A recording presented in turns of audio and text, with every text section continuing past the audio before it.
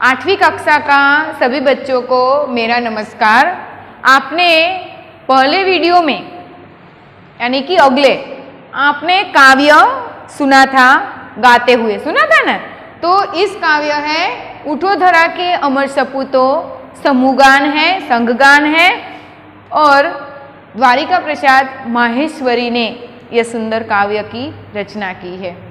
तो इस काव्य में देश के जो नागरिक हैं उस नागरिक को आलस्य को त्याग कर देश का नव निर्माण करने का संदेश दिया है। आपने अगले वीडियो में बहुत अच्छी तरह से काव्य को समझा है और देखा भी है। तो आज हम हमारे जो अभ्यास और स्वाध्याय के जो प्रश्न है और काव्य है उनमें से मैं तुमको प्रश्न किस किस प्रकार के हैं वो समझाऊंगी और इस काव्य के जो भी प्रश्न है अभ्यास और स्वाध्याय के, इस सभी प्रश्नों को हम समझेंगे।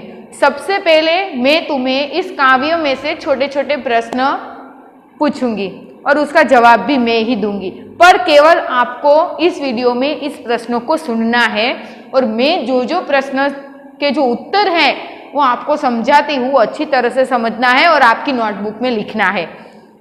पता चल गया आपको? तो सबसे पहले मैं आपको थोड़ा सा इस काव्य को लेकर प्रश्न पूछूंगी।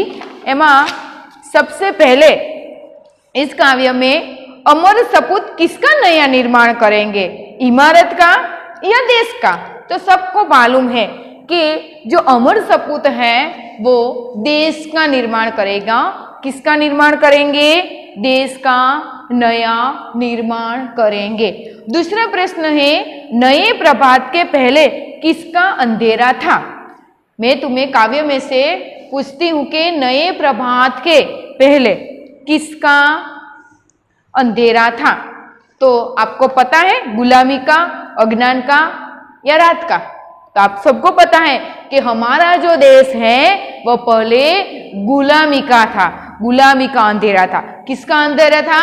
गुलामी का। पर अब हमारा देश स्वतंत्र हो चुका है, हमारे जो गुलामी थी वो अब मिट चुकी है, अब हमें स्वतंत्रता मिल गई है। इसलिए नए प्रभात के पहले हमारे देश का अंधेरा गुलामी का था, पर अब हमारे देश का जो अंधेरा है वो मिट गया है और हम स्वतंत्रता हो चुके हैं।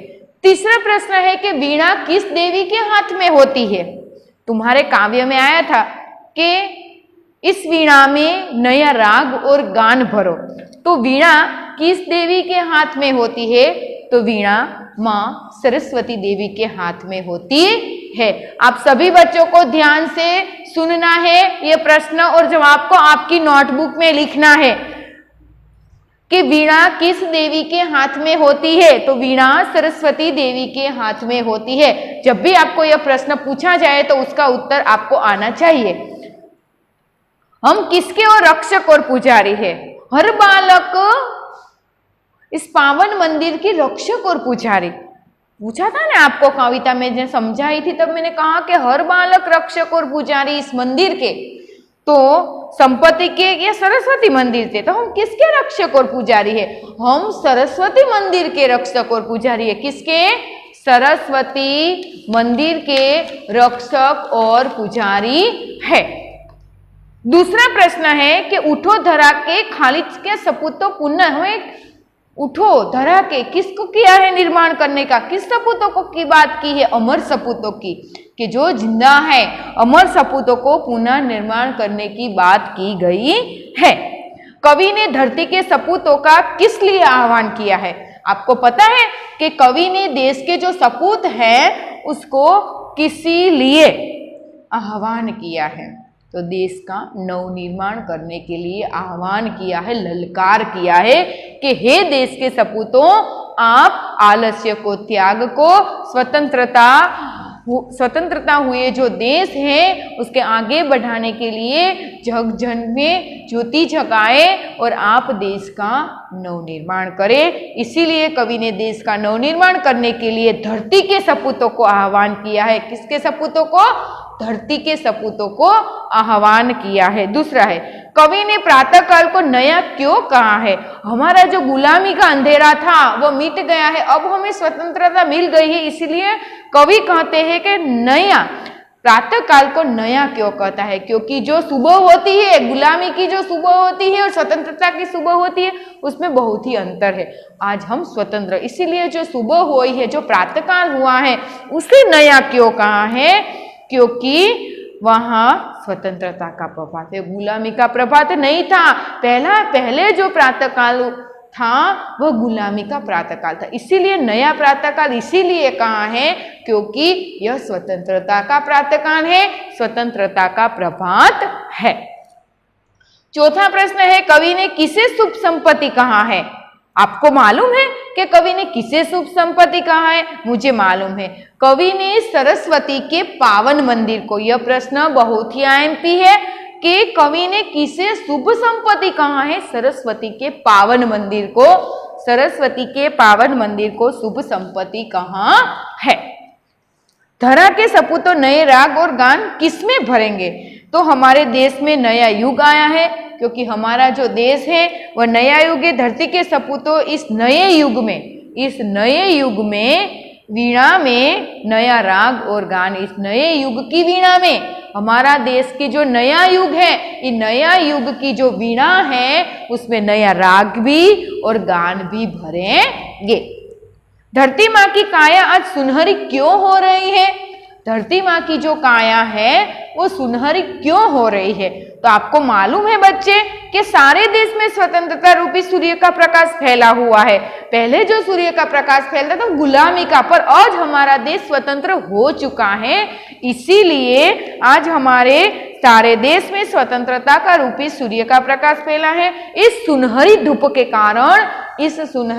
कारण आज धरती माँ की जो काया है वह सुनहरी हो गई है, क्योंकि जो स्वतंत्रता का जो सूर्य है उसे इसका प्रकाश चारों ओर फैला है और उस प्रकाश के किरण के कारण जो धरती माँ है उसकी जो काया है वो सुनहरी हो गई है।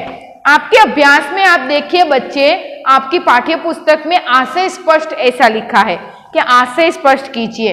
तो उस आशय स्पष्ट का मतलब क्या होता है आपको पता है? मैं बताती हूँ कि आशय मतलब जो काव्य की जो पंक्तियां होती हैं उसे समझानी होती है आपको। जब टीचर आपको काव्य समझाते हैं तो उस काव्य की एक एक जो पंक्तियां है वो क्या कहना चाहती है ये आपको समझाता है। तो आपकी परीक्षा में जब पूछा है कि आशय स्पष्ट कीजिए इन पंक्तियों का, तो मैंने यहाँ लिखा है कि युग युग के मुरझे सुमनों में नई नई मुस्कान भरो, उठो धरा के अमृत सपूतों उन्हें नया निर्माण करो। मैंने आपको जब अगले वीडियो में काव्य समझाया था तब मैंने आपको बताया था कि युग युग में मुरझे सुमन के जे सारे युग, सारे संसार में जो फूल है, जो सुमन है वो मुरझा गया है, इस फूल को फिर से खिलाना है, फिर से जागृत करना है, प्रकृति को सौंदर्य देना है। तो आप अपनी भाषा में आप इस आशय को स्पष्ट कर सकते हैं कि युग युग के मुरझे सीवनों में नई नई मुस्कान भरो, उठो धरा के अमृत सपूतों उन्हें नया निर्माण करो। कि हे देश के सपूत, क्या कहा है आपने देखा बच्चे कि हे देश के सपूत तुम युग युग के मुरझाए फूलों में नई मुस्कान भरो। जो फूल मुरझा गया है, जो फूल खिला नहीं है, मुरझा गया है, इस फूल में आपको मुस्कान भरनी है। क्या भरनी है? मुस्कान भरनी है, उन्हें फिर से खिलाना है, उसे फिर से खिलाने का प्रयत्न करना है। क्योंकि जो फूल आज खिलता है सारे संसार को हंसना सिखाता है, इसी फूल की प्रेरणा से आज जगत के सारे देश के नागरिकों को आलस्य को त्याग कर और आगे बढ़ना है, देश का नवनिर्माण करना है। इस प्रकार आपको अपने शब्द में और मैंने जो समझाया है इसको अच्छी तरह से ध्यान रखते हुए आपको इस आशय स्पष्ट को भी आपकी नोटबुक में लिखना है अच्छे से। फिर है आगे का प्रश्न आपको कि कवि ने देश के सपूतों को क्या संदेश दिया है। कवि ने देश के सपूतों को क्या संदेश देता है, तुम्हारी जो पाठ्य पुस्तक है उसके अभ्यास का दूसरा प्रश्न है ये। तो कवि ने देश के सपूतों को कहते हैं कि देश स्वतंत्र हो चुका है, अब तुम्हें देश का नवनिर्माण करना है। देश तो जो गुलामी में बंधा था, अब वह स्वतंत्र हो चुका है, इसीलिए तुम्हें देश का नवनिर्माण करना है। देशवासी तुमसे बड़ी बड़ी अपेक्षाएं रखते हैं। देशवासी जो है तुमसे बड़ी बड़ी अपेक्षा रखता है, तुम्हें निराश नहीं करना है। उनको उनकी जो अपेक्षा है उसे पूरा करने की कोशिश करनी है। अगर तुम उसकी अपेक्षाएं पूरी नहीं करते तो सारा देशवासियों में निराशा छा जाएगी, इसीलिए तुम्हें निराश नहीं करना है। लोगों में नए प्राण और नए राग भरने हैं। जो लोगों में प्राण मर चुके हैं उस प्राण को जागृत करने की कोशिश करनी है। उसके प्राण में नए राग और गान दोनों भरने की कोशिश करनी है और देश के विकास के लिए आगे बढ़ना है। देश के हर एक नागरिक को आगे बढ़ने की सीख देनी है, पीछे नहीं हटना है। इस प्रकार कवि ने देश के सपूतों को संदेश दिया है कि तुम अज्ञानता का अंधेरे के छोड़ दो, आलस्य को त्याग दो और देशवासियों जो तुम पर बड़ी बड़ी अपेक्षाएं रखते हैं, इस अपेक्षा को पूरा कीजिए, उसे निराश नहीं करना है। इस प्रकार का संदेशा इस काव्य में कवि माहेश्वरी देवी ने देश के सपूतों को दिया है। अगला प्रश्न है कि हमारी राष्ट्रीय संपत्ति कौन कौन सी है, उसकी सुरक्षा के लिए आप क्या क्या कर सकते हैं। बहुत अच्छा प्रश्न है। देखो बच्चों कि आज के जमाने में जो हमारी राष्ट्रीय संपत्ति है उसे नुकसान हम ही पहुंचाते हैं। जहां तहां कचरा फेंक देते हैं, गंदा करते, गंदा गंदा विचार प्रकट करके उसमें लिख देते हैं, लेकिन हमें ऐसा नहीं करना चाहिए। हमारी राष्ट्रीय संपत्ति हमारी अमानत है, उसकी सुरक्षा रखना हमारी जिम्मेदारी है। इसीलिए हमारी राष्ट्रीय संपत्ति कौन कौन सी है, तो रेलगाड़ियां हैं, रेलवे स्टेशन, नदियां, राष्ट्रीय राजमार्ग, अभयारण्य आदि, ये सब हमारी राष्ट्रीय संपत्ति है। कि हमारी जो राष्ट्रीय संपत्ति की सुरक्षा करना हमारा पहला कर्तव्य है। आपका पहला कर्तव्य क्या है कि जो हमारी जो संपत्ति है देश की, इस संपत्ति को हमें अच्छे से संभालना है, हमारा ही है, हमारे उपयोग में ही आता है। इस सारी राष्ट्रीय संपत्ति का हमें अच्छे से उपयोग करना है। हम रेल संपत्ति को नुकसान नहीं पहुंचाएंगे, जो रेल की जो संपत्तियां हैं उसका नहीं पहुंचाएंगे। राजमार्ग की मरम्मत के लिए सरकार को पत्र लिखेंगे, जो राजमार्ग है उसकी जो मरम्मत करने के लिए सरकार को पत्र लिखेंगे। हम लोगों में पानी का महत्व समझाएंगे, जो लोग पानी का खुले आम उपयोग करते हैं, जो हमारी जीवन जरूरी वस्तुएं हैं, हवा, पानी, खुराक, तो पानी हमें जितना चाहे उतना ही उपयोग करना चाहिए। हमें पानी का ज़्यादा से ज़्यादा उपयोग नहीं करना चाहिए, उससे व्यय नहीं करना चाहिए। हमें जितना जरूरी होता है इतना ही पानी का उपयोग करना चाहिए। और अभयारण्य की सुरक्षा के लिए भी हम साधन, अभयारण्य किसके लिए बनाए जाते हैं आपको पता है? मैं बताती हूँ कि अभयारण्य में कि जो प्राणियां निश्चित रूप से रह सकते हैं, विचरते हैं, खाते हैं, पीते हैं, लोगों के डर से लोग उसे शिकार करते हैं, और इसके लिए अभयारण्य बनाता है कि वो जो प्राणी है वो निश्चित रूप में वहाँ रह सके और उससे अच्छे से खाना पीना मिल सके। हमने देखा है कि बहुत सारे अभयारण्य होते हैं, तो इस अभयारण्य में प्राणी, पशु, पक्षी आदि को रहने के लिए होते हैं। आज हम जो जूनागढ़ में देखते हैं तो वहाँ भी अच्छे अच्छे प्राणी संग्रहालय है, वहाँ भी हम देखते हैं कि उसके यहाँ पिंजरा बनाता है और वहाँ बच्चे को यानी कि प्राणियों को रखते हैं और उसको खाने के लिए देते हैं। आगे का प्रश्न है आपका स्वाध्याय। स्वाध्याय के कुल 4 प्रश्न हैं, तो 4 प्रश्न में से मैं सबको आपको अच्छी तरह से दरेक प्रश्न का उत्तर समझाऊंगी कि कवि माहेश्वरी जी ये धरा के अमर सपूतों से क्या चाहते हैं। जो माहेश्वरी देवी है धरा के अमर सपूतों से क्या चाहती है। मैंने आपको बताया कि कवि माहेश्वरी देवी ने अमर सपूतों से क्या चाहते हैं। तो सदियों से गुलामी के बाद हमारे देश को स्वतंत्रता मिली है। सदियों से, बहुत सालों लग गए कि हमारा देश गुलामी में पड़ा था। हम लोग अंग्रेजों की गुलामी में उसकी गुलामी सहन करते थे और हम पीड़ित रहते थे। तो सदियों के गुलामी के बाद आज हमारे देश को स्वतंत्रता मिली है, तो कवि चाहते हैं कि देश का नवयुवक निर्माण करे, देश का जो नवयुवक है वे उसका निर्माण करे। और कवि चाहते हैं कि हर एक नागरिक जो जीवन में नया उत्साह भरे, नए प्राणों का संचार भरे, कि जो देशवासियों है उसमें नया उत्साह भरे और नया संचार करे और अपनी मंगलमय वाणी से संसार को गुंजित करे और देश को भविष्य उज्जवल बनाए। कि अपनी मंगलमय वाणी से सदियों की जो गुलामी है वो हमारे देश को जब स्वतंत्रता मिली है, तो कवि चाहते हैं कि देश के युवक स्वतंत्रता के बाद देश का नवनिर्माण करे। मैंने यहाँ लिखा है कि देश के बाद नवनिर्माण करे, वे लोगों के जीवन में नए उत्साह भरे, कि जो लोगों के जीवन में जो मुरझे हुए हैं उसके जो विचार है उस विचारों को त्याग कर उसमें उत्साह भरने की बात की गई है।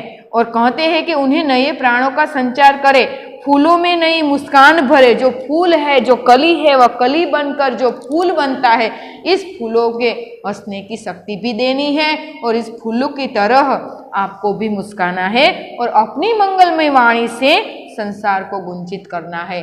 तो हमारी जो मंगलमय वाणी इसे संसार को जागृत करना है, अपने विचारों को संसार के सामने रखना है और आगे बढ़ना है। इस प्रकार कवि सपूतों को कहते हैं कि अब अपने आलस को त्याग करो और देश का नवनिर्माण करो।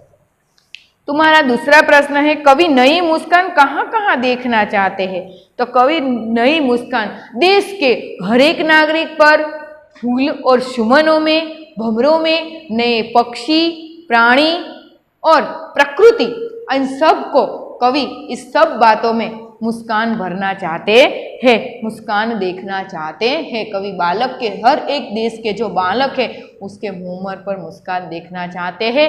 बालक को कहते हैं कि ये सरस्वती का पावन मंदिर है, हाँ, उसके मिलने वाली हर विद्या तुम्हारी है और तुम ही उसके रक्षक और पुजारी है। इस प्रकार कवि इन सब को अपने मुंह से मुस्कान देखना चाहते हैं। देश के नवनिर्माण के लिए आप क्या क्या करना चाहोगे? आपको प्रश्न पूछा है बच्चे, आपको क्या करना है?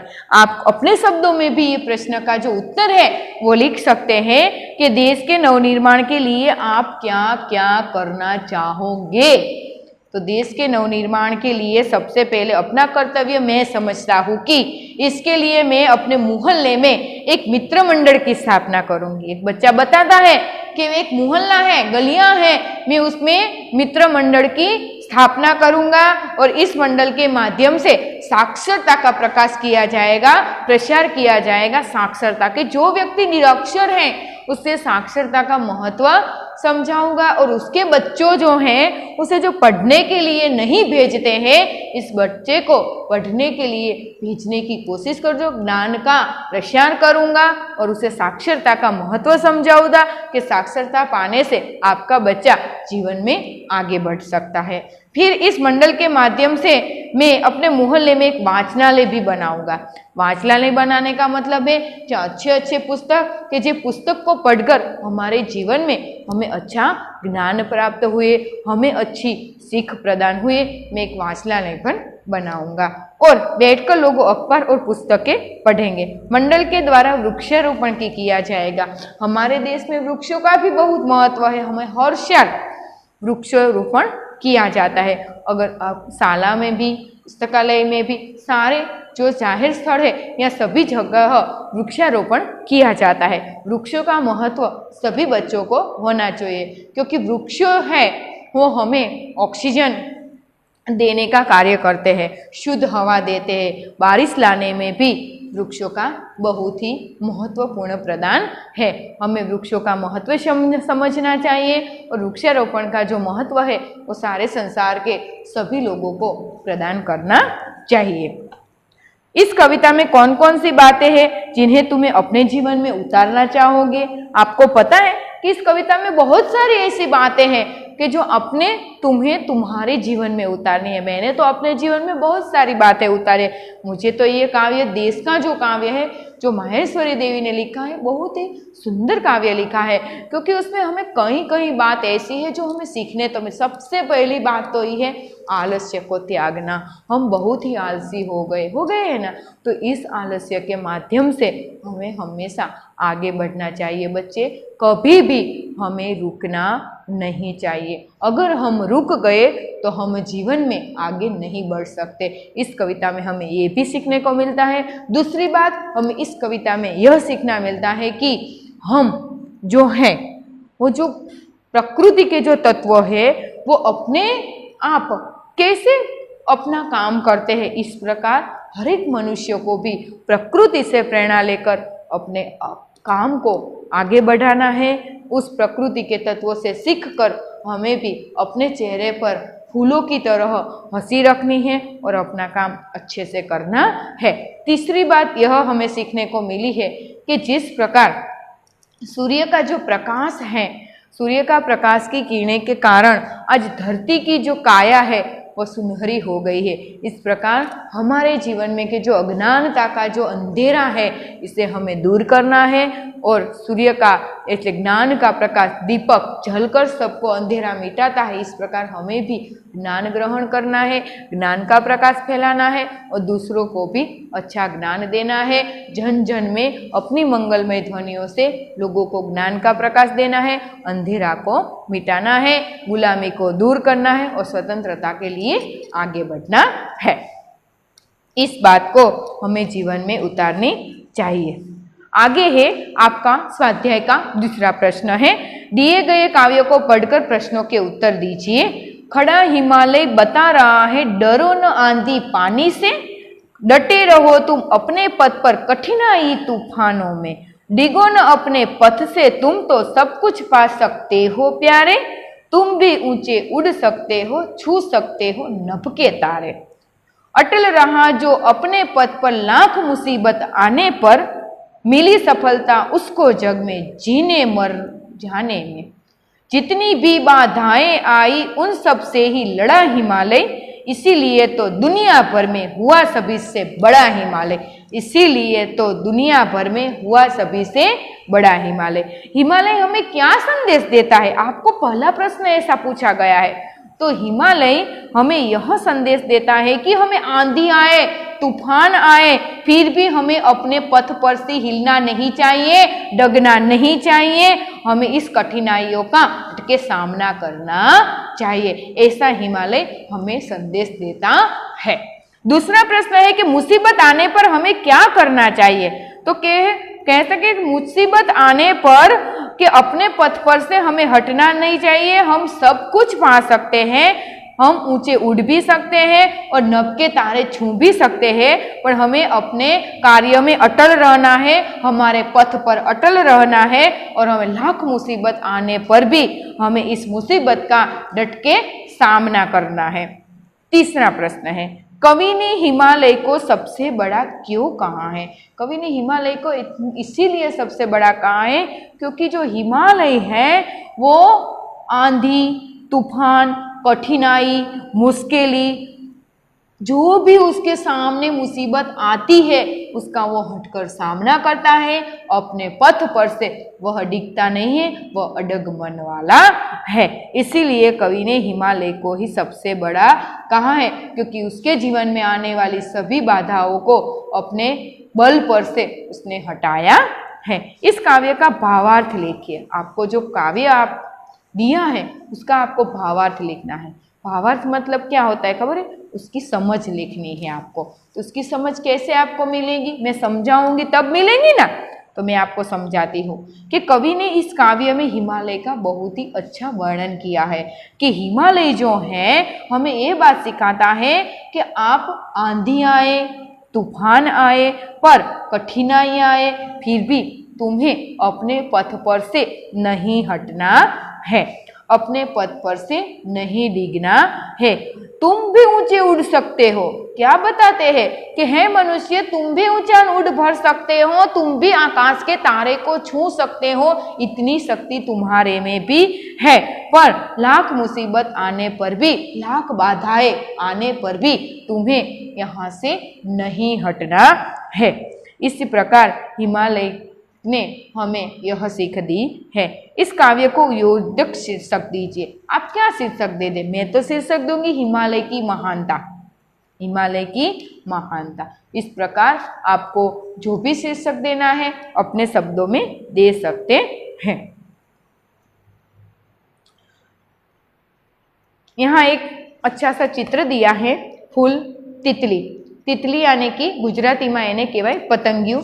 ત્રીજું છે बादल। જ્યારે आकाश में काले काले बादल छा जाते हैं तो हमें पता चलता है कि अब बारिश होने वाली है। इस प्रकार बारिश को गुजराती में बोलते हैं वर्षात। तो हमें आगे ही जो काव्य है उसे आपको पूर्ण करना है और संज्ञा का प्रयोग करना है। आपके भाषा सत्ता में संज्ञा है कि निम्नलिखित वाक्यों में से संज्ञा ढूंढकर उसका भेद बताइए।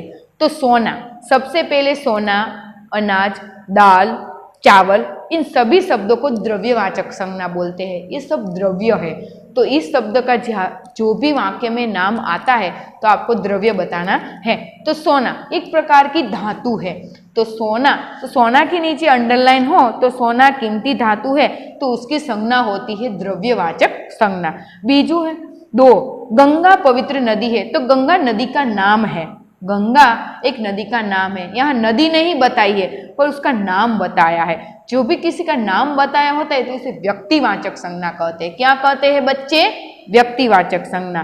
उमंग दौड़ रहा है, यहाँ एक लड़के का नाम बताया है उमंग। अगर लड़की का नाम हो तो भी और लड़के का नाम हो तो भी उसे व्यक्तिवाचक संज्ञा कहते हैं। दल जा रहा है, दल यानी कि एक से ज्यादा व्यक्ति है तो उसे समूहवाचक संज्ञा कहते हैं। मैंने आपको अगले वीडियो में बताया था कि जब भीड़ हो, ट्रॉली हो, मेला हो या एक से ज्यादा व्यक्ति इकट्ठे होते हैं या कोई कार्यक्रम की कोई सभा हो तो सभा शब्द हो, तो इस सभी शब्द में से आपको ढूंढना है कि दल एक व्यक्ति नहीं होता है, यहाँ एक से ज्यादा व्यक्ति होता है। तो दल है उसके संज्ञा क्या बताया जाता है? समूहवाचक संज्ञा बताया जाता है। राजेश भय के कारण जंगल में नहीं गए। भय, तो भय यानी कि भाव उत्पन्न होता है। अहिंसा आती है, भय आता है तो उसमें एक प्रकार का भाव उत्पन्न होता है। तो राजेश भय के कारण जंगल में नहीं गया तो उसका मतलब होता है कि वह भाववाचक संज्ञा बताते हैं। आपने यहाँ देखा कि निम्नलिखित विधान पढ़िए और समझिए। मैं आपको एक वचन किसे कहते हैं और बहुवचन किसे कहते हैं। आज मैं एक खड़ी हूं, मैं एक हूं, पर मेरे साथ एक साथ 2, 3, 4 शिक्षक खड़े हैं तो इसमें क्या बताए? बहुवचन हो जाए। एक शिक्षक नहीं, एक से ज्यादा। तो मैंने आपको बताया कि मुझे लुटेरे का डर है, मुझे, पर उसका जो बहुवचन करना है तो कैसे? तो मुझे की जगह के एक सारे शिक्षक खड़े तो हमें लुटेरे का डर है। दूसरा है पक्षी ने उड़ान भरी। तो अहिયાં एक पक्षी की बात की गई है। देखिए बच्चे, आप एक पक्षी की बात की है, पक्षी ने उड़ान भरी, पर हमें क्या बोलना है? पक्षियों ने उड़ान भरी। एक पक्षी की बात नहीं है, बहुवचन में आपको एक से ज्यादा लिखना है कि पक्षी ने उड़ान भरी, तो यहाँ पक्षियों ने उड़ान भरी। तीसरा है कि उसने मुझे मिठाई दी, उसने मुझे मिठाई दी। उसने, तो उसने का बहुवचन क्या होता है? उन्होंने। मुझे तो हमें आया, हमने पहले में वाक्य में देखा था कि मुझे लुटेरे खाते, तो मुझे का क्या हुआ? हमें। तो यहाँ उसने तो उन्होंने, मुझे तो हमें मिठाई दी। एक साथ ज्यादा होते हैं तो उसे मुझे मिठाई दे के सारे को दे, सारे को। तो इस प्रकार उसने मुझे मिठाई दी तो उन्होंने हमें मिठाई दी। इस प्रकार इस सारे अभ्यास और स्वाध्याय का प्रश्न मैंने आपको सब समझाया है। सभी प्रश्नों को सभी बच्चे को अपने नोटबुक में अच्छी तरह सिरो रेखा बांधकर लिखना है। ऊपर हिंदी तुम्हारे जो लिखो तब आपकी जो ऊपर की जो लिटियां होती है उसमें आपको लिखना चाहिए। सिरो रेखा लांदना नहीं भूलना है। हर एक बच्चे को अच्छे से लिखना है। आपको मैंने आशय स्पष्ट, स्वाध्याय, अभ्यास के प्रश्न, एक वचन, बहुवचन आपको सब समझाया है। इसीलिए आपको सबको अच्छी तरह से याद रखना है, इस वीडियो को देखना है और आगे अहिયાં इस तरह ध्यान रखिए कि हिंदी पाठ्य पुस्तक में जो अभ्यास है उसके 1, 2, 3 प्रश्न और स्वाध्याय के जो प्रश्न 1, 2, 3 इस सभी को आपकी नोटबुक में अच्छी तरह से लिखना है। मुझे आशा है कि सभी बच्चे अच्छी तरह से अपनी नोटबुक में ये प्रश्न के जो जवाब है वो लिखेंगे। धन्यवाद।